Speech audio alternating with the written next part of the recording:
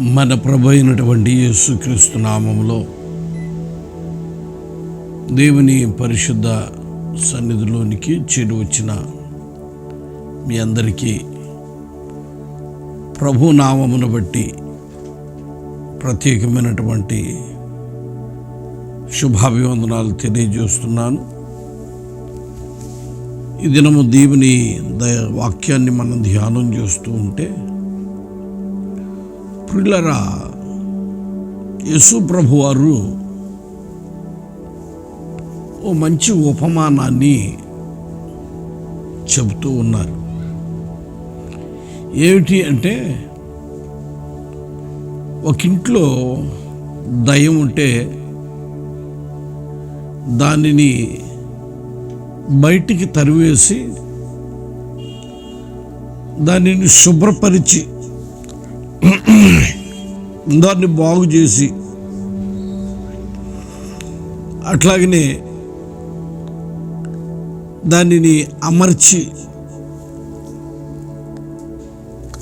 ఎప్పుడైతే అంత బాగానే ఉంది, బయటికి వెళ్ళినటువంటి ఆ దురాత్మ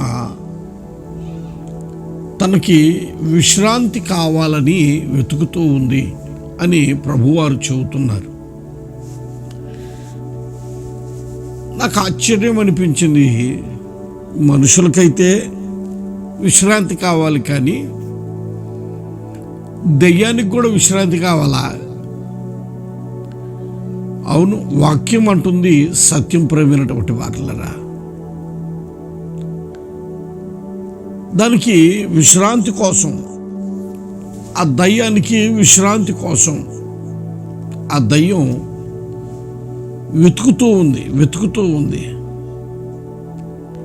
దానికి విశ్రాంతి కావాలి అంటే, ఎట్లాంటి స్థలము కావాలి అంటే, యేసుక్రీస్తు వారు చెబుతున్నారు, నీళ్లు లేని స్థలము దానికి కావాలి అని. ప్రేమైనటువంటి వారులరా, వాక్యాన్ని మనం బాగా గమనిస్తే అది వెతుకుతూ ఉన్న స్థలం ఏమిటంటే, నీరు లేని స్థలం కావాలి దానికి అని. నిజమే, నీరు అనగా మనకి బాగా తెలిసిన మాటే. నీరు అనగా వాక్యమునకు సాదృశ్యముగా ఉంది. ఈరోజు దేవుని పిల్లలలో అనేకులలో ఏమి లేకుండా పోతుందంటే, నీరు లేకుండా పోతుంది.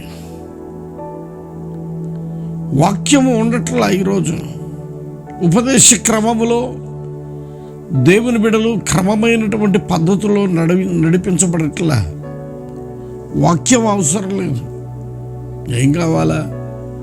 ఆరాధన అంటే 2 పాటలు, 4 మాటలు, వెళ్ళిపోవాలా. అందుకే ఈరోజు చాలామంది అనుకూలముగా ఉండేటటువంటి స్థలాలకు వెళ్ళిపోతూ ఉన్నారు. అనుకూలముగా ఉండేటటువంటి స్థలాలకు వెళుతున్నారు. నీరు లేని స్థలాల్లో ప్రేమైనటువంటి దేవుని పిల్లరా, కొంతమంది ఆశపడుతున్నారు. సాతానుడు కూడా అదే ఆశ, అది వాని వాంఛ ఏమిటంటే, నీరు ఉండకూడదు అనగా వాక్యం ఉండకూడదు. దేవుని వాక్యం ఉంటే నీ జీవితంలో ఆ వాక్యము దేవుని పోలికలోనికి నిన్ను మార్చుతుంది. వాక్యము నీ జీవితంలో దేవుని సంపూర్ణతలోనికి నిన్ను నడిపిస్తుంది. అందుకే వాక్యము లేకుండా ఉండేటటువంటి స్థలాలు కావాలి అని సాతానుడు వెతుకుతూ ఉన్నాడు. బైబిల్ చెబుతుంది, యెహోవా నా కాపరి, నాకు లేమి కలగదు, పచ్చిక గల చోట్లలో ఆయన నన్ను పచ్చిక గల చోట్లకి నడిపిస్తాడు, శాంతికరమైన జలముల యొద్ద నన్ను పరుండ చేస్తాడు అని రాస్తున్నాడు. మన దేవుడు ఎవరంటే, సమృద్ధి కలిగినటువంటి వాక్య స్థలములో దేవుడు తన ప్రజలను నిలపాలి అనుకుంటూ ఉన్నాడు. ఒక వ్యక్తి యొక్క జీవితాన్ని క్రమపరిచేది కేవలము వాక్యమే. ప్రేమైనటువంటి దేవుని పిల్లారా, ఒక విశ్వాస జీవితాన్ని క్రమబద్ధీకరించేది, శుద్ధీకరించేది దైవవాక్యం. వాక్యమే లేకపోతే ఆ స్థలము ఎవరు కోరుకుంటున్నారంటే అపవాది కోరుకుంటున్నాడు. ఈరోజు చాలామంది జీవితాలలో వాక్యం అక్కర్లా, భక్తి కావాలి కానీ వాక్యం అక్కర్లా. ఏదో రకరకాల మాటలు చెప్పి 4 జోకులు చెప్పి ఏదో 2 వాక్యాలు రెఫరెన్స్ చెబితే అయిపోతుంది కాలక్షేపం కోసం. కానీ వాక్యం ఏం చేస్తుందంటే, వాక్యానికి ఉన్న పేరేం పేరంటే 2 అంచుల వాడి అయిన ఖడ్గం అంటది.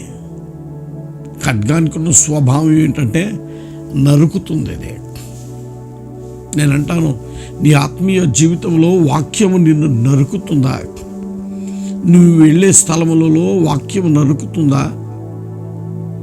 లేకుంటే ఏదోలే వెళుతున్నాం కాలక్షేపానికి చూసుకొని వస్తున్నావా?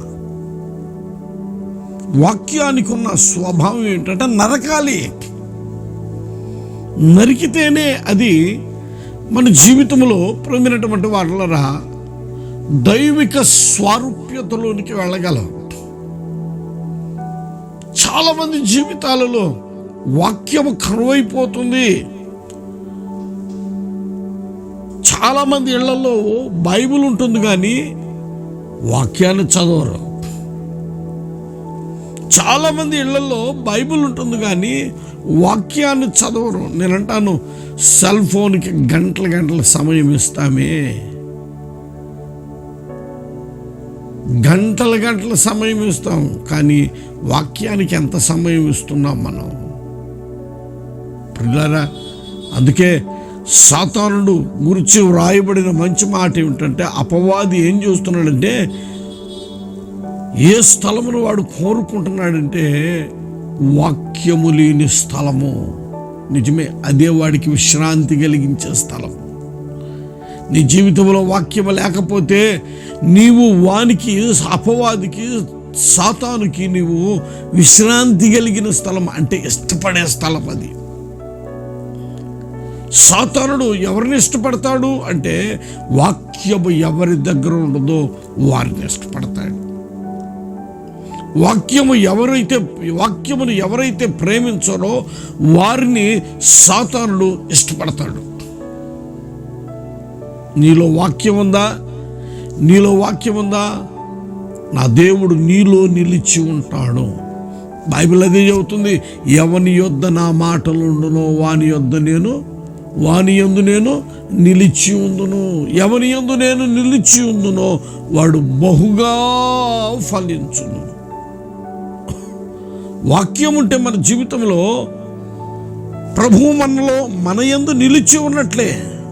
వాక్యం లేదా, ప్రభు నీ యందు నిలిచి ఉండడో, ప్రభు ఎక్కడైతే ఉండడో, ఎక్కడైతే వాక్యం ఉండదో అక్కడ సాతానుడు కోరుకుంటున్నాడు, అక్కడ వానికి విశ్రమ స్థానము అంటున్నాడు.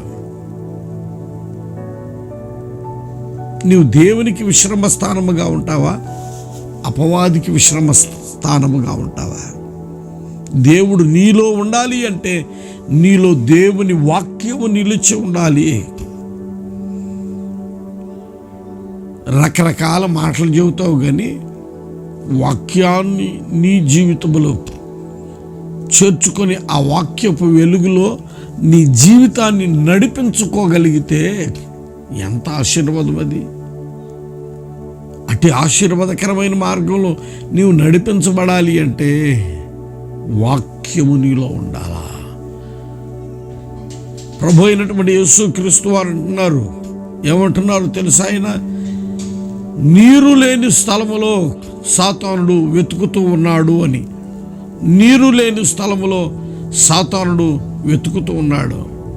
నేనంటాను, నీలో వాక్యం ఉందా? నీ దగ్గరికి రాడు వాడు. నీలో వాక్యం ఉందా? నిన్ను టచ్ చేయలేడు. నీలో వాక్యం ఉందా? నీ పరిసరాలలో ఉండడు. వాక్యము లేని స్థలమును వాడు కోరుకుంటున్నాడు. ఇంకొక మాట అక్కడ వ్రాయబడిన మంచి మాట ఏమిటంటే, ప్రేమైనటువంటి వారలారా, మత్తయి సువార్త 12వ అధ్యాయము 43వ వాక్యం చదువుతుంటే, అపవిత్రాత్మ ఒక మనుష్యుని వదిలిపోయిన తరువాత అది విశ్రాంతి వెతుకుచు నీరు లేని చోట్ల తిరుగుచుండును. విశ్రాంతి దొరకనందున నేను వదిలి వచ్చిన నా ఇంటికి తిరిగి వెళుదుననుకొని ఆ ఇంట ఎవరునూ లేక అది ఊడ్చి అమర్చి ఉండుట చూచి వెళ్ళి తనకంటే చెడ్డవైన మరి 7 దయ్యములను వెంటబెట్టుకుని వచ్చును. ప్రియులారా, గమనిద్దాం ప్రేమైనటువంటి దేవుని పిల్లారా,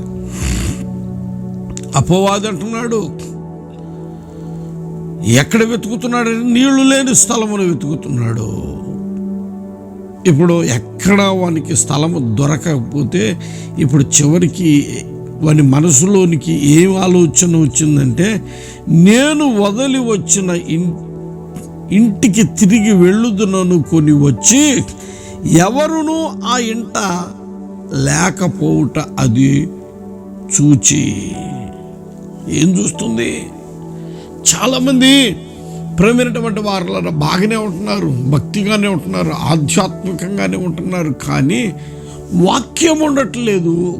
రెండవది అక్కడ రాయబడిన మంచి మాట ఏమిటంటే, ఎవరునూ లేకపోవుట. సాతాను కోరుకున్న స్థలం ఏమిటంటే ఎవరునూ లేకపోవుట. ఎవరు లేకపోవటం ఏంటి అంటే, యేసు క్రీస్తు వారిని నీ జీవితంలోనికి చేర్చుకోనకుండా నీవు మారు మనసు పొందక, బాప్తిస్మం పొందక, నీవు నీ జీవితంలో యేసు ప్రభు వారిని సొంత రక్షకునిగా చేర్చుకొనక నువ్వు ఉన్నావే, అదిగో అదే సాతానుడు కోరుకుంటుంది. నువ్వు మారు మనసు పొందొద్దు, నువ్వు బాప్తిస్మం పొందొద్దు, నువ్వు అభిషేకంతో నింపబడద్దు, నువ్వు లోకానికి వేరే జీవించొద్దు అని సాతానుడు కోరుకుంటూ ఉన్నాడు. ఎందుకంటే నువ్వు మారు మనసు పొందితే, నువ్వు బాప్తిస్మం తీసుకుంటే, నీవు అభిషేకముతో, నీవు పరిశుద్ధాత్మలో అభిషేకించబడితే అపవాదికి నువ్వు ఎంత మాత్రము యోగ్యమైన స్థలము కాదు. అందుకే వాడు కోరుకుంటుంది ఏమిటంటే, నీవు నీ జీవితంలో ఎవరిని చేర్చుకోకుండా ఉండాలి. యేసుక్రీస్తు వారిని సొంత రక్షకునిగా నువ్వు కలిగి ఉండకూడదు. వాడి ఉద్దేశం అది. కారణం ఏంటంటే, యేసయ్య ఎక్కడ ఉంటాడో ఆ స్థలములో సాతానుడు ఎంత మాత్రము నిలిచి ఉండడు.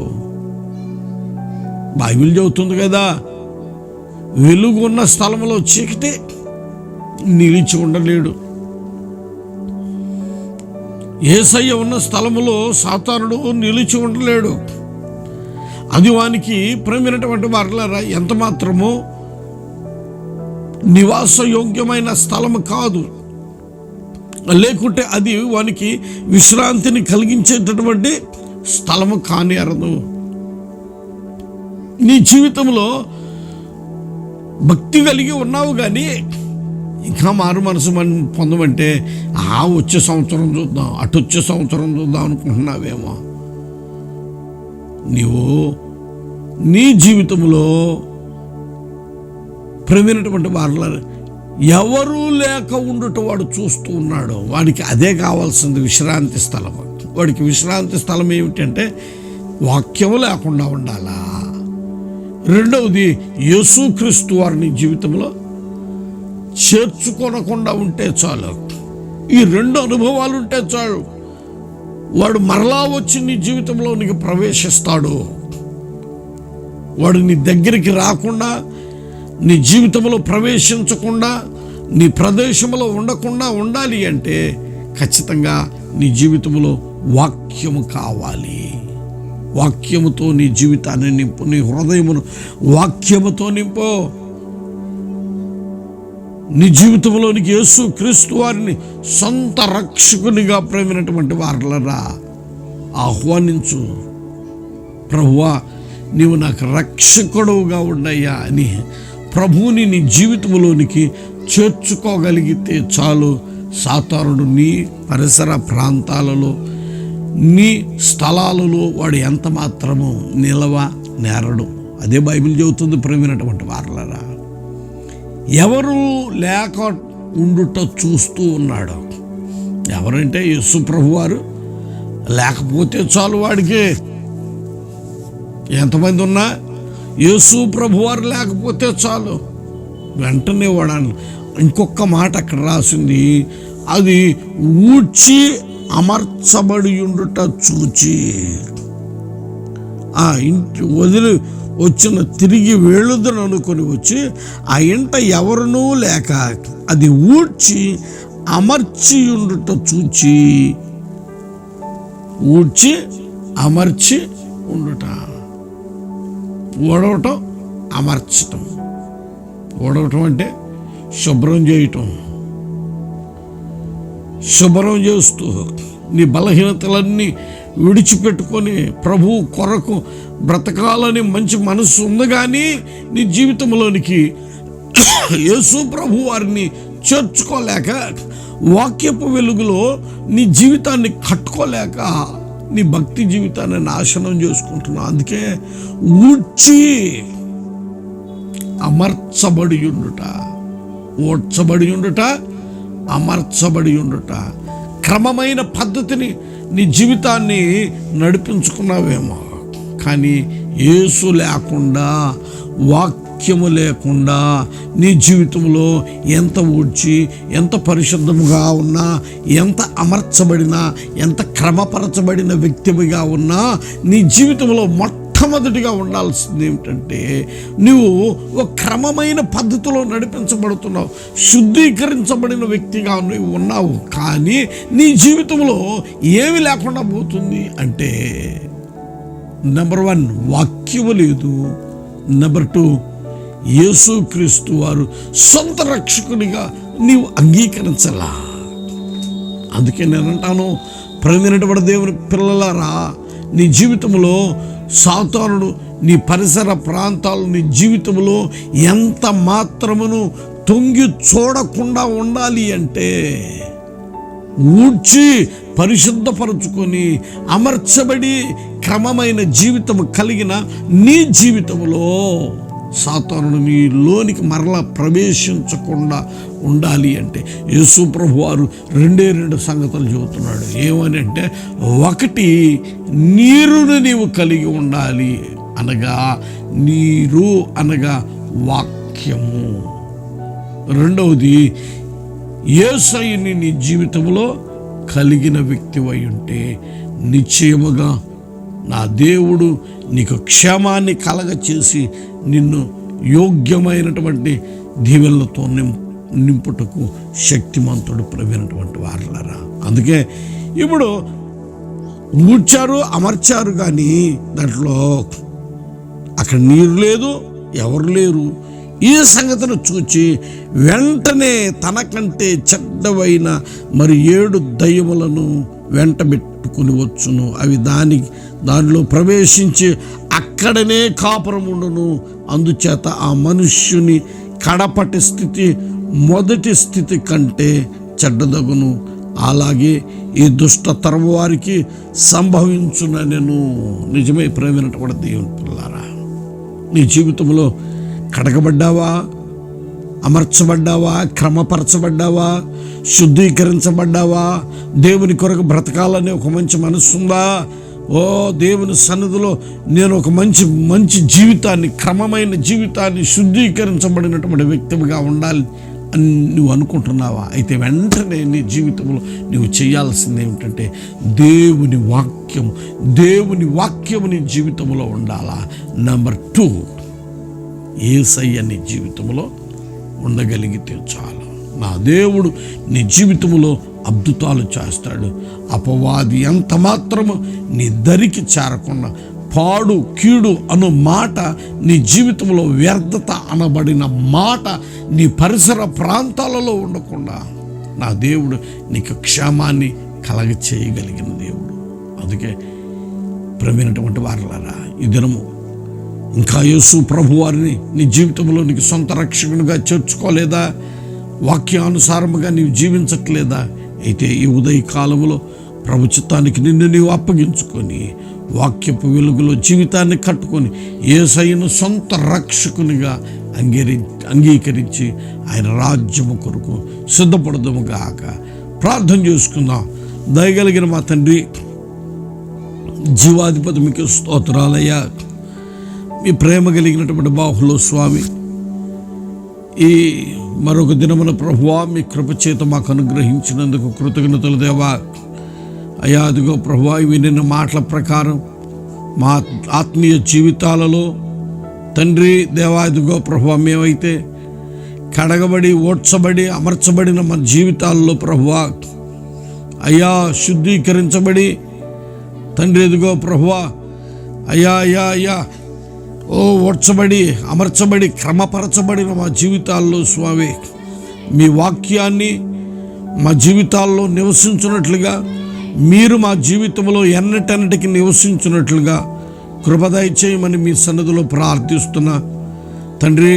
మీ మాటల చేత మేము బలపరచబడి ఏ విధము చేతనైనను అపవాది క్రియలు, అపవాది యొక్క చేష్టలు మా పరిసర ప్రాంతాల్లో నిలిచి ఉండక యేసు నామములో మీరు నిర్మూలం చేసినందుకు స్తోత్రాలు. మిమ్మల్ని కలిగి, మీ వాక్యమును కలిగి, మీ రాజ్యము కొరకు సిద్ధపరచబడిన వారిమై కృపలో భద్రపరచమని దీవించమని మాటలు వింటున్నటువంటి ప్రతి బిడ్డను మీరు అన్ని విషయాల్లో ఆదరించి, పోషించి, సంరక్షించి, ఆధ్యాత్మిక అనుభవాల్లో స్థిరపరిచి మీ రాజ్యము కొరకు సిద్ధపరచమని యేసు నామమును ప్రార్థించి వేడుకొనుచున్నాం తండ్రి. ఆమెన్. మన ప్రభు అయినటువంటి యేసు క్రీస్తు వారి కృప, తండ్రి అయిన దేవుని ప్రేమ, పరిశుద్ధాత్మని యొక్క సహవాస సన్నిధి, నిత్య సమాధానము ఆయన పరిశుద్ధ సన్నిధిలోనికి చేరి వచ్చిన మనందరికీ సదాకాలము తోడైండి ఆయన రాజ్యము కొరకు సిద్ధపరచబడినట్లుగా ప్రభువే మన ఎడల కృప చూపించునుగాక. ఆమెన్. Praise the lord.